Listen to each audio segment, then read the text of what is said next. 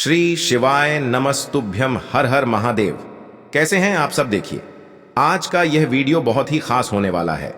आप सभी लोग जानते हैं कि 10 अक्टूबर 2024 यानी कि गुरुवार के दिन आश्विन महीने की अष्टमी तिथि पड़ रही है। और दोस्तों, कहा जाता है कि नवरात्रि के दिनों में माता रानी की पूजा की जाती है और इसी दिन किया गया एक दीपक और एक चुटकी काले तिल वाला उपाय कभी भी विफल नहीं जाता है। अगर आपने भी इस महीने में ये उपाय नहीं किया है तो इस उपाय से चूकना मत दोस्तों, क्योंकि इसी दिन किया जाने वाला पंडित जी द्वारा बताया गया एक चुटकी काले तिल वाला उपाय आप लोगों को जरूर करना चाहिए। क्योंकि दोस्तों, ये एक ऐसा उपाय है जो कि इस उपाय को करने के बाद दोस्तों आपको फिर कोई और उपाय को करने की जरूरत नहीं है, क्योंकि सबसे बड़ा और सबसे नया ये उपाय पंडित जी ने अपनी अभी की शिव पुराण की कथा में ही बताया है। मैं जिस उपाय को आज हम आपको बहुत अच्छे से समझाने वाले हैं, इस वीडियो को देखने के बाद इस उपाय को समझने के लिए आपको कोई और वीडियो को देखने की जरूरत नहीं पड़ेगी। तो चलिए दोस्तों, उपाय को शुरू करते हैं। देखिए, यह दिन इतना खास होता है, इतना महत्वपूर्ण होता है। देखा गया है कभी कभी बड़े बड़े पूजा पाठ अनुष्ठान से जो मनोकामना पूर्ण नहीं होते, 10 अक्टूबर 2024 गुरुवार नवरात्रि के दिन एक छोटे से उपाय करने से ही आपकी मनोकामना पूर्ण हो जाती है। और बहुत सारे लोगों ने इस उपाय को किया भी है और उनको इस उपाय को करने का फल भी जरूर मिला है।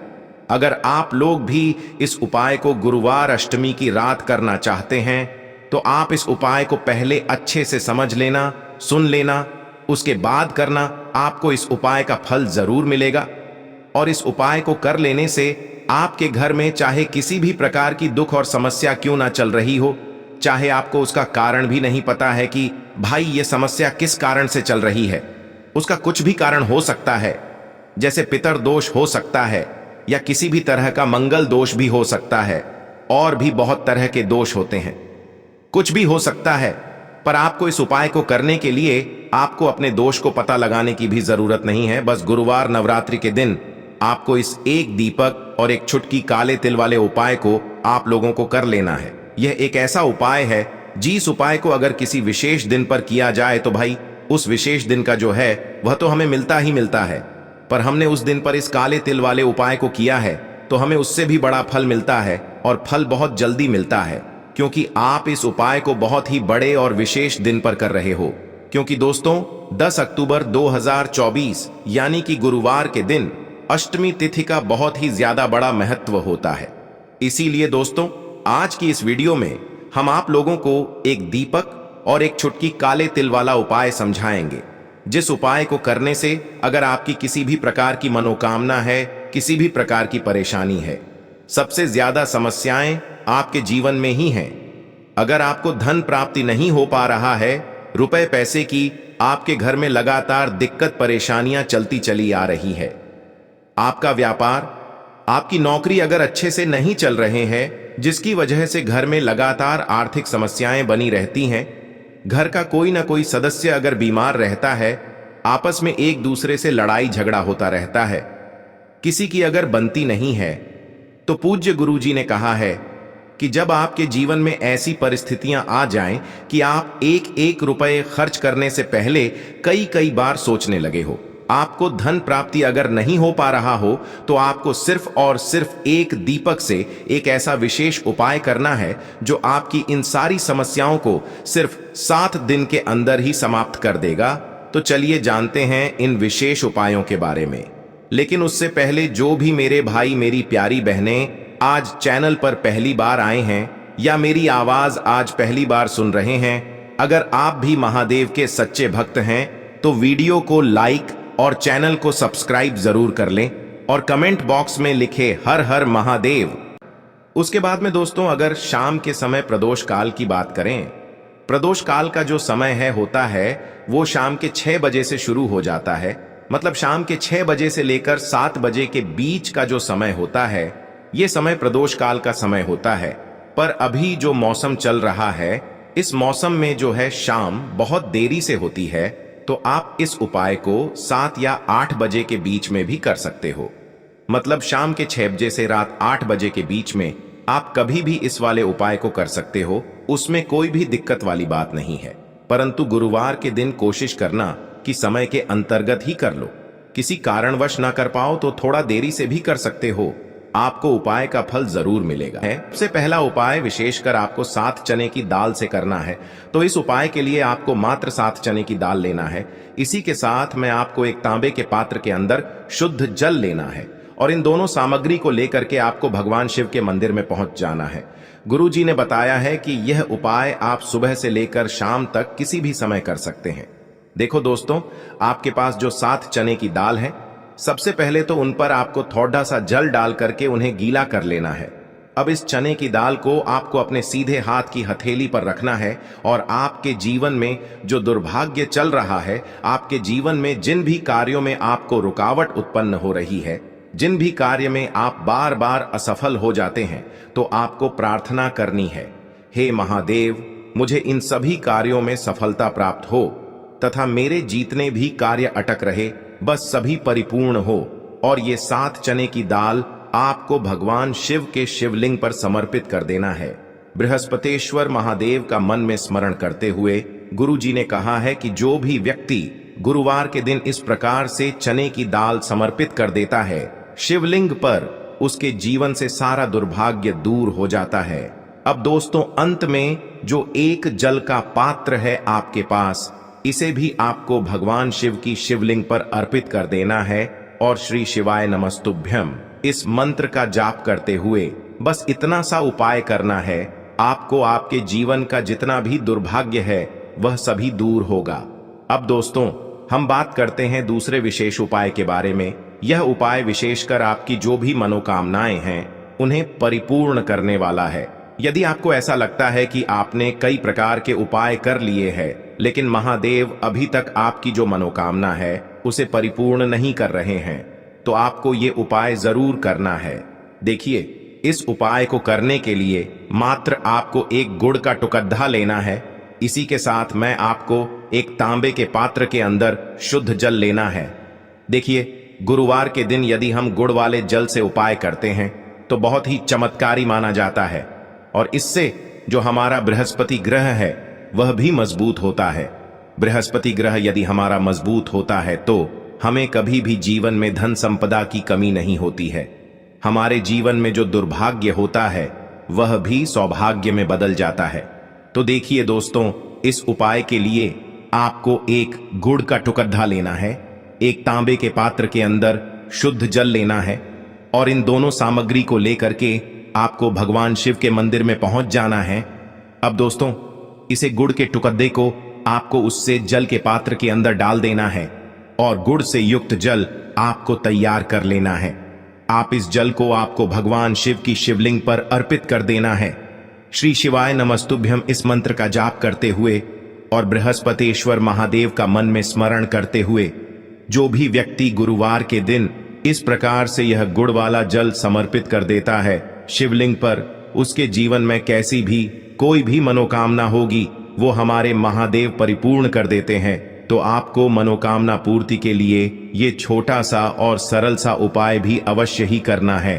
अब दोस्तों, हम बात कर लेते हैं तीसरे विशेष उपाय के बारे में। देखिए दोस्तों, इस उपाय के लिए आपको मात्र एक तांबे के पात्र के अंदर शुद्ध जल लेना है। इसी के साथ में आपको 11 चावल यानी कि अक्षत के दाने लेना है। देखें, चावल के दानों को लेते समय आपको ध्यान रखना है कि ये कहीं से भी टूटे हुए या फिर खंडित नहीं होने चाहिए। इसी के साथ में आपको थोड़ा सा पीला चंदन भी लेना है।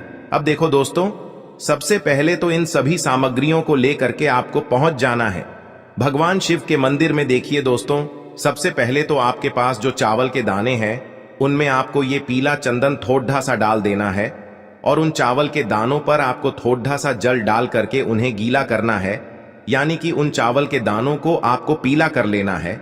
इसी प्रकार सबको इन चावल के दानों को तैयार करना है, यानी कि यह जो चावल के दाने हैं स्वर्ण के समान हो चुके हैं और ये जो आपने चावल के दाने स्वर्ण के समान जो तैयार किए हैं, इन्हें आपको भगवान शिव के शिवलिंग पर समर्पित कर देने हैं।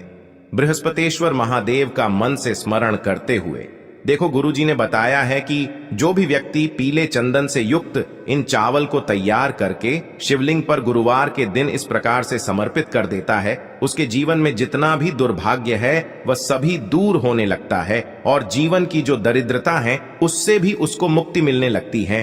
अब दोस्तों, अंत में जो आपके पास एक तांबे के पात्र के अंदर जल है, इसे भी आपको भगवान शिव के शिवलिंग पर अर्पित कर देना है। श्री शिवाय नमस्तुभ्यम इस मंत्र का जाप करते हुए और बृहस्पतेश्वर महादेव का मन में स्मरण करते हुए देखिए। ये सभी उपाय छोटे छोटे हैं, लेकिन इनका जो फायदे हैं वह बहुत ही अधिक मिलेंगे। आपके जितने भी कार्य हैं वह सभी सिद्ध होते चले जाएंगे। आपके जितने भी कार्य में आपको रुकावटें आ रही हैं, बस सभी दूर होती जाएंगी। दोस्तों, अब हम बात कर लेते हैं चौथे विशेष उपाय के बारे में। इस उपाय के लिए आपको लेना है 11 चावल के दाने। गुरुजी ने कहा है चावल के दाने खंडित नहीं लेने हैं, बिल्कुल साबुत होने चाहिए।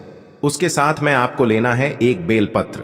बेलपत्र का भी एक नियम है, अगर आपके पास बेलपत्र नहीं है तो आप शिवलिंग से उठाकर उसको पुनः शुद्ध जल से धोकर इस्तेमाल कर सकते हैं। इस प्रकार आपको बेलपत्र लेना है। इसके बाद आपको एक लोटा जल लेना है। अब ये सब सामग्री लेकर आपको जाना है महादेव के मंदिर में। देखो, अब आपको उत्तर साइड में खड़े हो जाना है और सबसे पहले आपको एक बेलपत्र अपने हाथ पर और 11 चावल दाने रखकर शिवलिंग के ऊपर अपना नाम और गोत्र बोलते हुए समर्पित कर देना है और ओम नमः शिवाय श्री शिवाय नमस्तुभ्यं का लगातार जाप करना है।